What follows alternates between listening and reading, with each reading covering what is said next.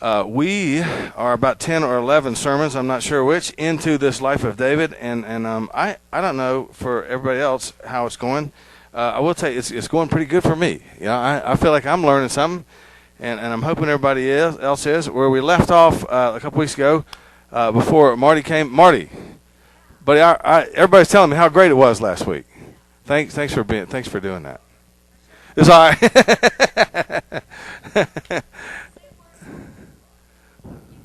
Keep it simple.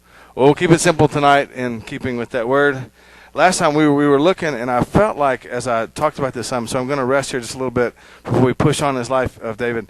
I felt like do you remember the topic of it? We discussed out of chapter 19, I think it was, or out of 18, out of chapter 18, David finding the Lord in the face of injustice.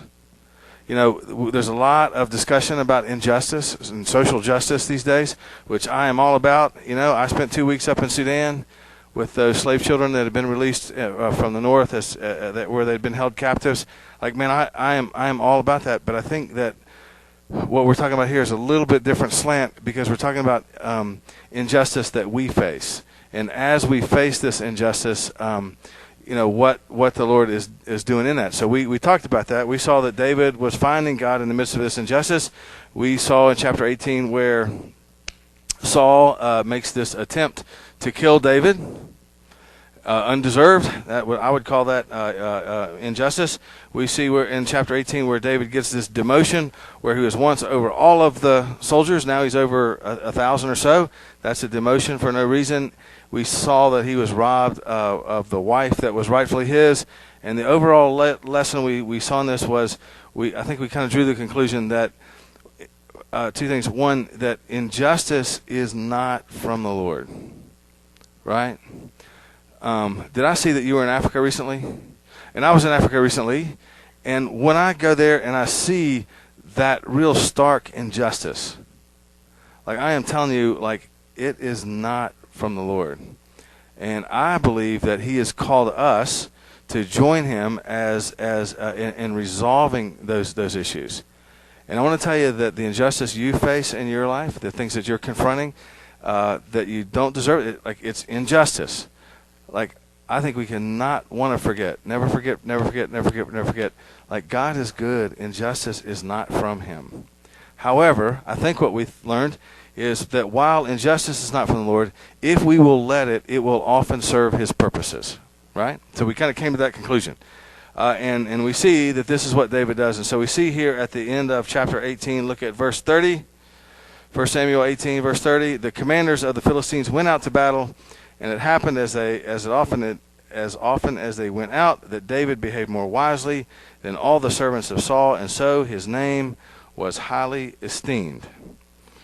And so we may have known many who, in the face of injustice, we talked about this a little bit last week, in the face of injustice, who our natural kind of human response there is to eliminate the pain that it creates, right? And so some we've seen, and I've done it, take these things into our own hands, and as we do that, as opposed to letting the Lord just trusting him and surrendering in it, and aligning ourselves with his truth and allowing it to play out, if we begin to kind of take in our hands, often what we see is that we kind of dig deeper and deeper holes for ourselves.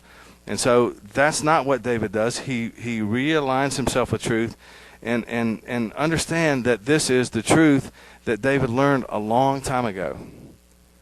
Like, I think sometimes we're like in the middle of a situation and we're saying, Lord, Lord, teach me, teach me, teach me, teach me. Help me, teach me, teach me. And I would submit that often we are in this process of learning long before we ever get to the place where we need to employ the lesson that we've learned, right? And so my presupposition is that this truth that David realigns himself with, he really learned a long time ago out in Bethlehem while he's watching the sheep and talking to the Lord and developing the intimacy of that relationship. And the Father's whispering into his ear. And the result of that is that he is able to align himself with truth, and what we see is the manifestation of wisdom. David, it says in verse 30, behaved himself more wisely than all the servants of Saul. Okay? So what I'm saying is, here is these injustices that occur to him. We talked about that last week. We talked about finding God in the midst of that, and the way we do that is to align ourselves with truth, as opposed to allowing our feelings to dictate and to reign. And as David aligns himself with truth, what is manifested in his life is increase and more wisdom. Like, that's cool. Like, I like to be like that, right? Where in the face of injustice, or in the face of persecution, I'm not reacting emotionally. I'm not getting caught up and caught off by it.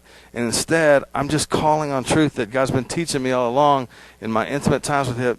And the result of it is an increased amount and more wisdom. Who wants to be there? Me too. Except, here's the problem. I knew you would all raise your hand. And here's the problem. Here comes David in verse 30. He behaved himself more wisely than all the servants of Saul.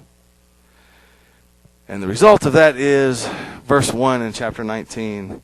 Now Saul tells Jonathan and all his son and all his servants to put David to death. Now, who wants to realign themselves with truth in the face of injustice to the extent that there's transformation and they can draw back on all the lessons they've learned through these years of intimacy with the Lord and find increased wisdom so that the persecution can intensify?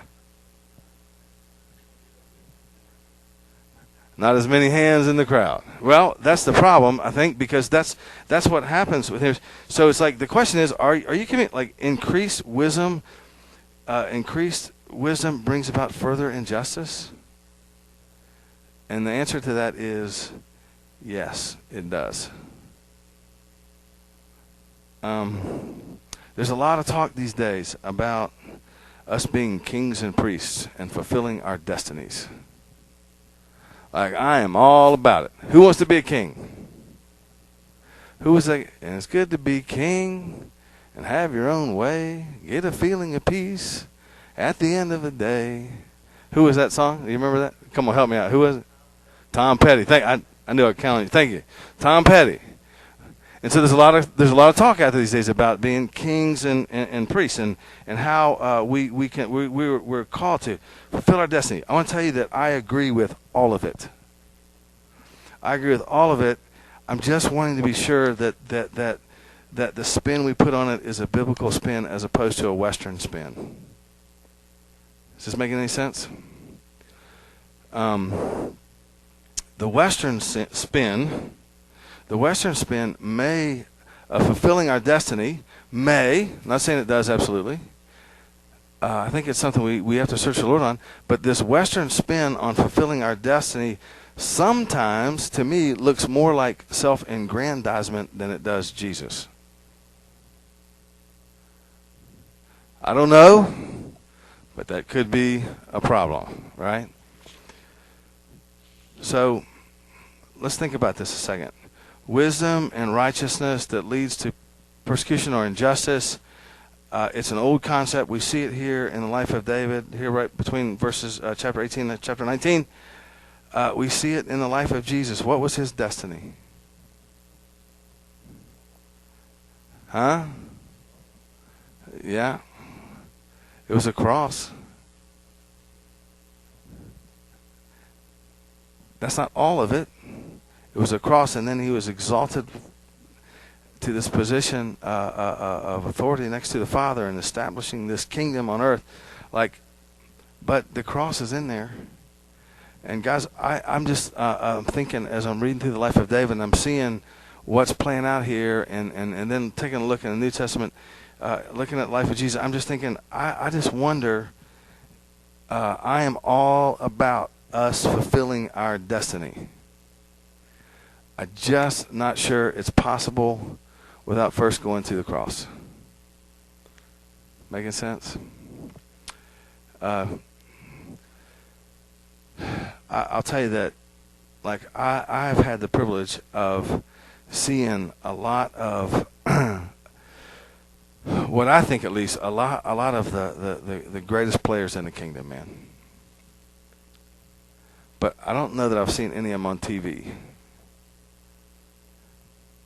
Are you following me?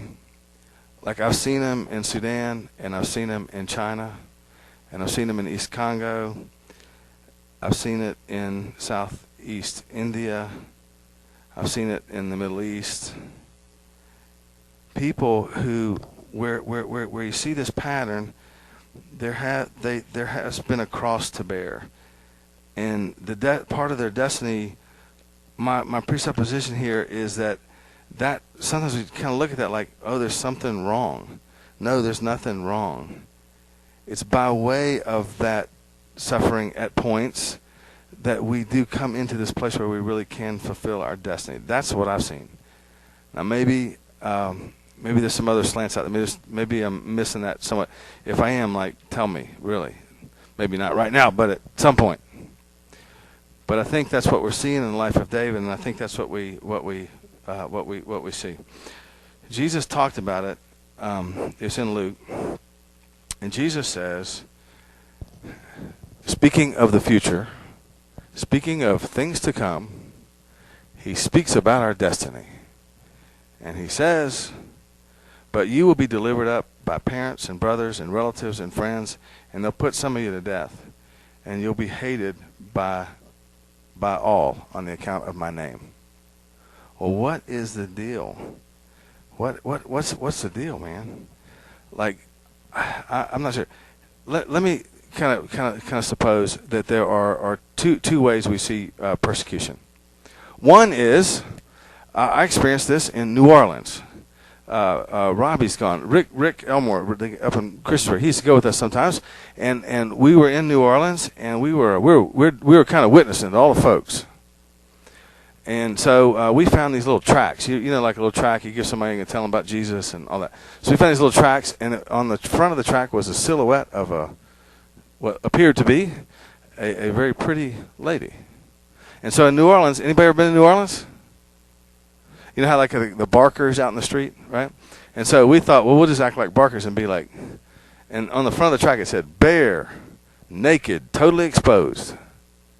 And so we get out there and we had these little things. We say, bare, naked, totally exposed. Oh man, everybody's coming by. This is like during Mardi Gras. Everybody's coming by and grabbing those things, you know, and then what would happen is it'd say, bare, naked, totally exposed. And then when you open the track, it said, that's the way you'll stand before God on Judgment Day. Well, so we were having a good time doing this, but not everybody who was recipients of these things thought they were quite as funny as I did. And so we're like, bare, naked, totally exposed, and like guys are getting this, and they people are crumbling up and throwing at us, you know. And you know what we thought? Like I was young then, man. You know, and like in your immaturity, you know what I thought? Like, well, it's all right, man. I'll just suffer for the name of Jesus. That's not suffering for the name of Jesus. That's suffering because you're just out of stupidity. All right? We can face persecution. We can face things, and sometimes it's just out of our own stupidity. What Jesus, though, is talking about here, where I just read, are not times when we face this persecution out of our own stupidity, but we face persecution. We can face injustice sometimes. Guys, like, darkness hates the light. Right? And sometimes we can come into the face of persecution or injustice simply because we bring light into a dark place. And when darkness can't squelch the light, my experience tells me that generally darkness wants to fight. And so we can run into these things. I have a thought as I'm thinking through some of this and knowing I'm coming here. I have a thought that... And I had this thought even when we were talking a couple weeks ago, that maybe some of us are facing some injustice. It seemed to me, I just got a lot of feedback on that particular message, and it just made me think some of us are really facing some injustice right now. And it's possible that some of us are facing injustice just because we've done something stupid. And in that case, it's really not injustice, is it? And if that's the case, it's okay, man. Like the Lord will walk through that with you. But some of us maybe are facing some injustice just simply because darkness hates the light and because of His namesake. right? So if that's the case, before we clip on here, I just want to mention two other verses here that I think kind of help put this in context that hopefully will be somewhat encouraging if that's where you find yourself. He says, and you'll be hated on my account, my name. He's talking about this in Judges. But look back at verse 13. He says, well, you don't have it in front of you, but back in verse 13 of chapter 21, he says also, it will lead to an opportunity for your testimony. Like, if you are his child, I don't think that necessarily means that injustice never comes your way. But injustice will never come your way as his child where he doesn't have his own purposes in it. Didn't say he sent it, but he will use it. It's not just in vain.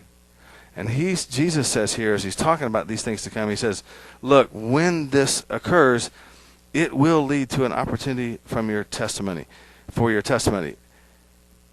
I think you can conclude this verse this way. It's like, I find, to be honest with you, I find that it is usually easier to communicate the gospel from your knees than it is from a platform.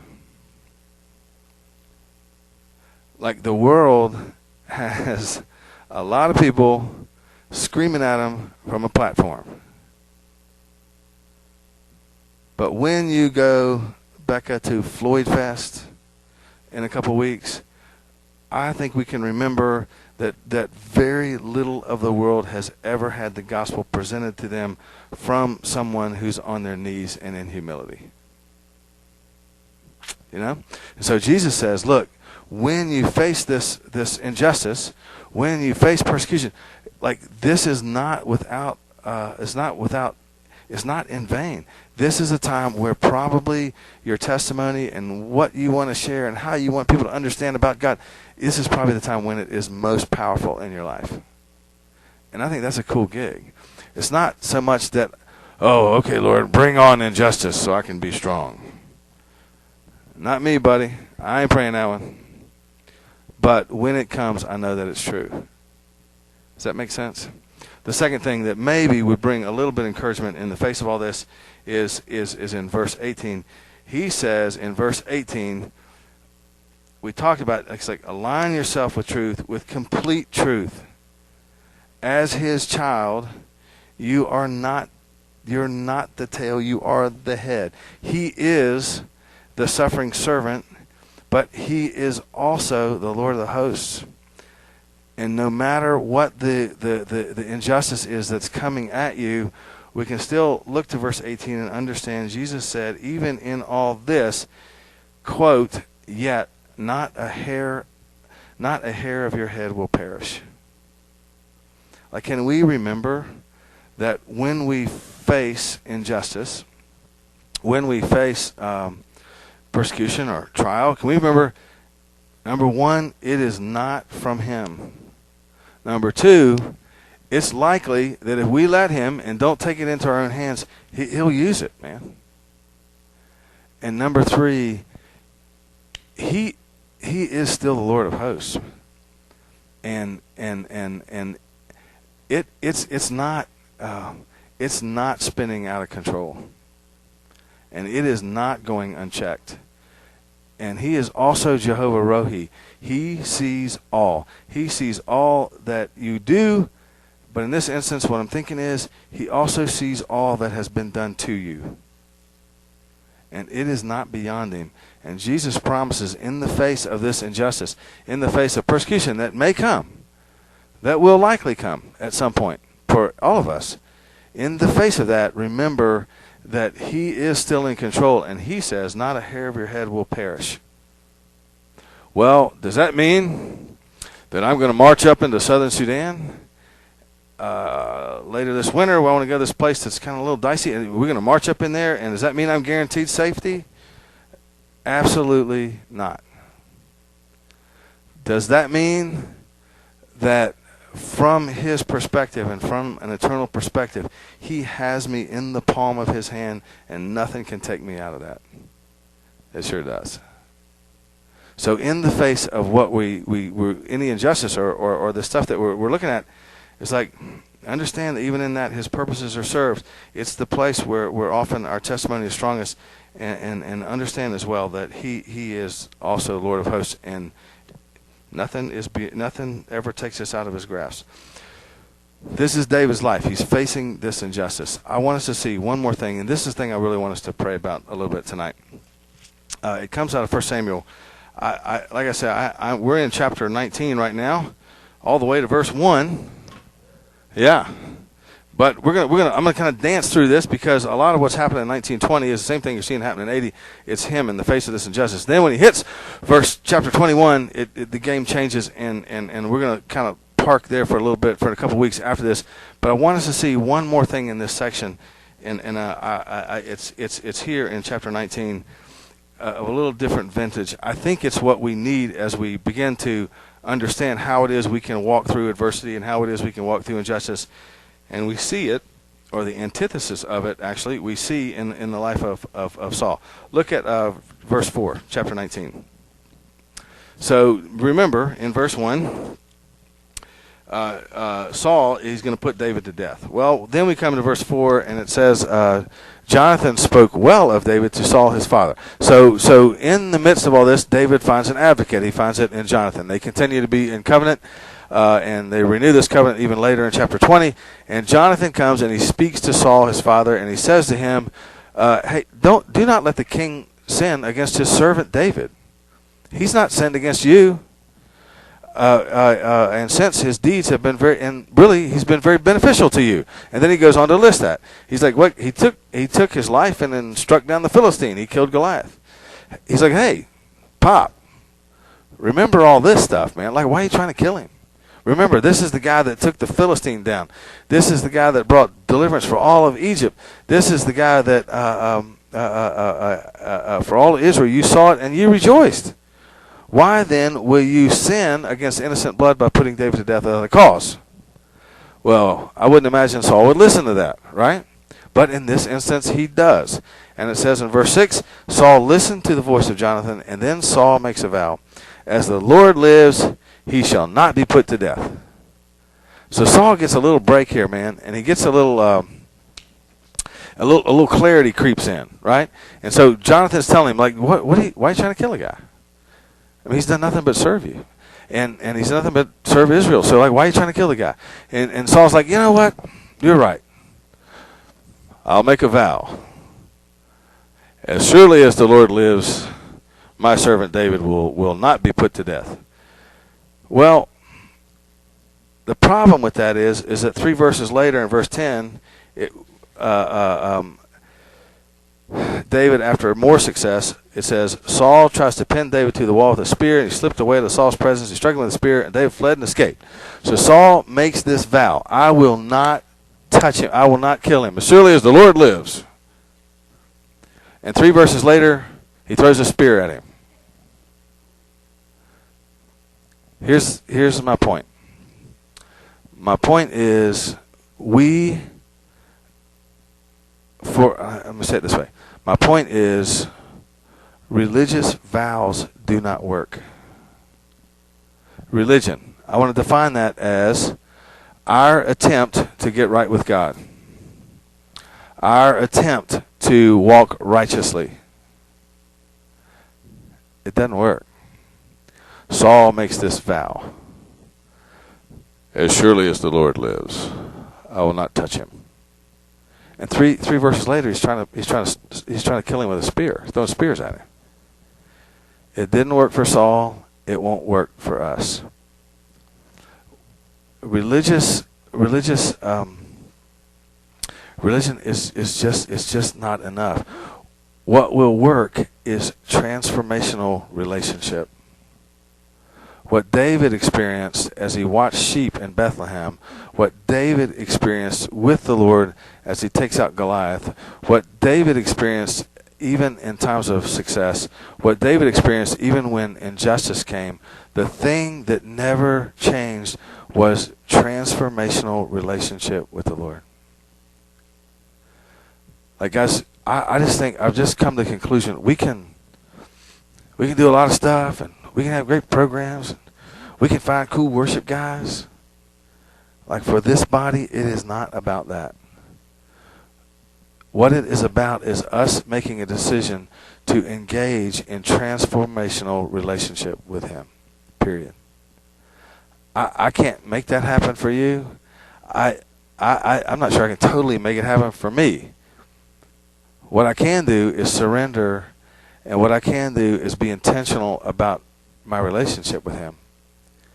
And then let him do some transformation. I can do that. All the guys Joy reported on in Costa Rica, all the guys we gathered one day, and it was like the last day. And you know how that is. Whoever went to church camp. Anybody ever go to church camp? I always feel pretty good coming out of church camp. You know what I mean? And well, maybe not always, but I remember once I didn't. But most of the time, I felt pretty good coming out of church camp. And you know, I'm running hard and living like the devil, but at church camp I do pretty good.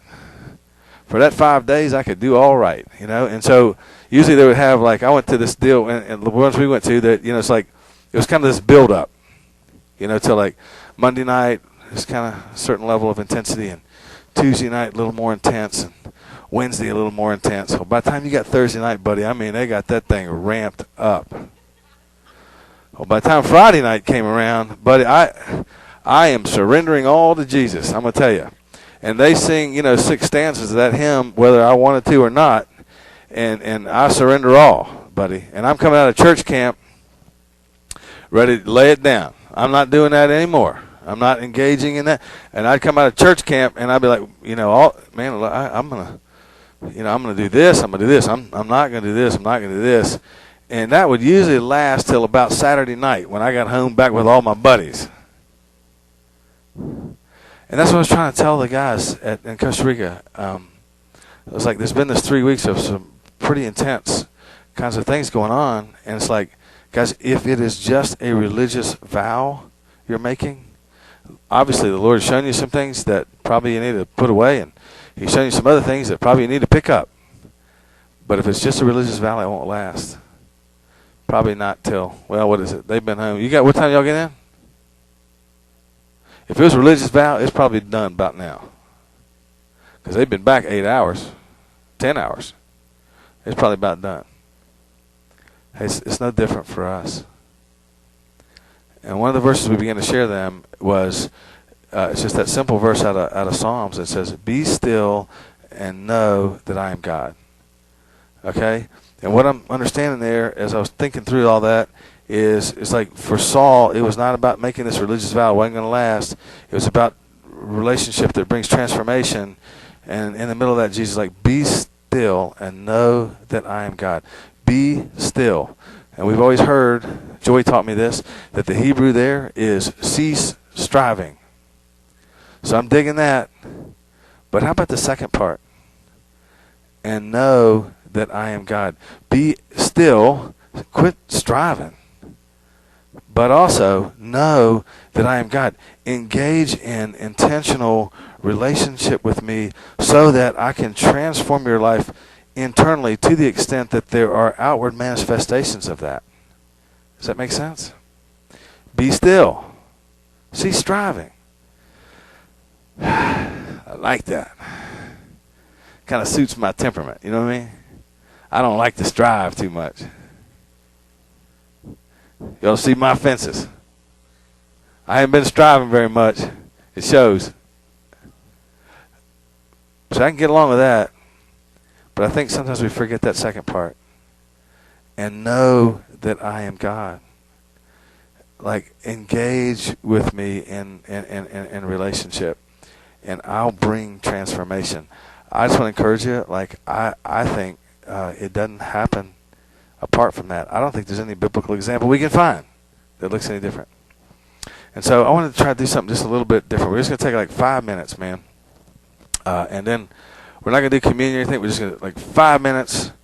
And I want to ask you guys to kind of group up here. And let's just pray together. Because it's like we all kind of know each other. Who in here doesn't know everybody? Perfect. You're going to get to know everybody tonight. I was hoping you'd say you did. But anyway, it's like, look, I think we can just kind of group up here because my sense is that some of us have made some religious vows when really what we need to do is surrender. And what we need to do is really engage in just intentional relationship with him. And I think that maybe there are some of us here who could say, Lord, I've made this vow. It's not working. It ain't working. So Lord, I just want to I want to not only be still and cease striving. I want to know that you're God. Lord, I want to commit to intentional relationship with you and ask you to transform me and bring about these things that I really want. Is that making sense? And so I think it's okay. I think it's okay in church to pray. Anybody think it's okay in church to pray? How many of you think it's okay in church to pray together? It's a little deeper, a little deeper. How many of you think it's okay in church to pray and pray together and ask the Lord to do something? I think I got not as many on that. That's okay. Well, those guys who think that, we'll spread you out in the groups. Those of you who don't, get with somebody who does. Now, let me ask you. Just go ahead and circle. I think it's okay to pray together, man, and let's just tell the Lord what's on our heart. If there's kind of vows that you're making that you've seen break in your life, it's like let him surrender to him.